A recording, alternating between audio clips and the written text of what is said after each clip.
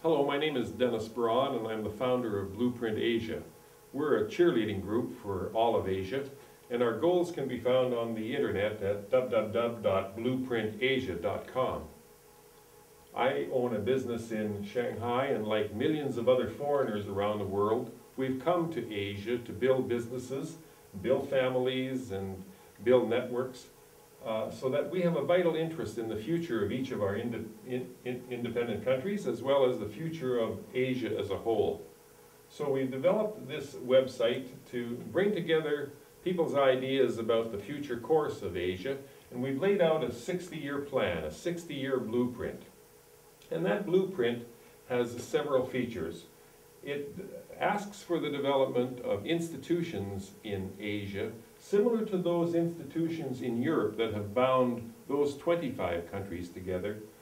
We're trying to develop the same pattern of institutions that will help bind and bring peace to Asia.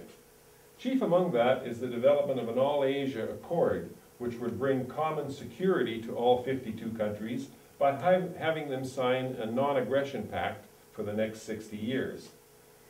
That would assure security and satisfy investors and give people peace of mind in reinvesting profits in their own country or their own continent, rather than going offshore to take profits and invest it in Europe, Asia, South America, or Africa, or elsewhere in the world. We want to make Asia a very, very attractive base for new investment, new direct investment. Also needed is the development of a common defense strategy and an integrated military to pattern after NATO. And this would allow military budgets throughout Asia to be reduced by 30 to 50% over the next 5 years, which is one of our goals. Then we can concentrate on just an external defense policy based on the 4 different flanks: the east flank of Asia, the south flank of Asia, the west flank of Asia, and the north flank of Asia. And of course, that common defense strategy would have to be built around primarily the countries that have nuclear weapons: Russia, China, North Korea, small, India, Pakistan, Israel, and perhaps the development of several other countries with nuclear weapons over the next decade. We introduce a policy of joint lockdown, joint deployment when it comes to nuclear weapons. And if we can ask some of the nuclear powers in Asia to pass up some of their sovereignty over those nuclear weapons to a joint command, a joint Eastern Command, Southern Command, Western Command, and Northern Command, and then bring together the defense ministries from the different countries on the flanks and develop a common defense policy. Also vital is the development of a common currency.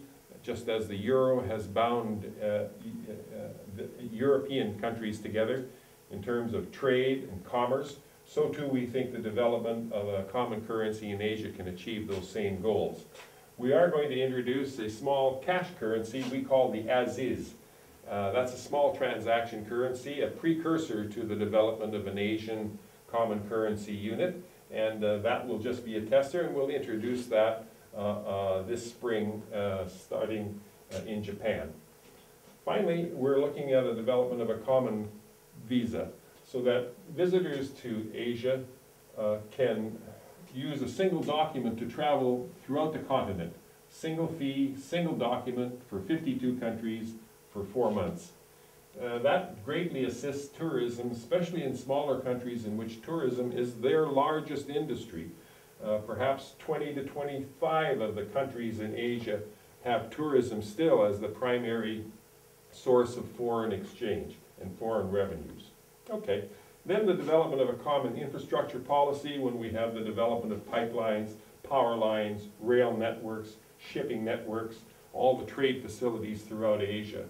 ASEAN countries, the 10 countries in Southeast Asia, have been leaders in this field, and we might definitely use ASEAN as a template for many of the things that could be accomplished for all of Asia.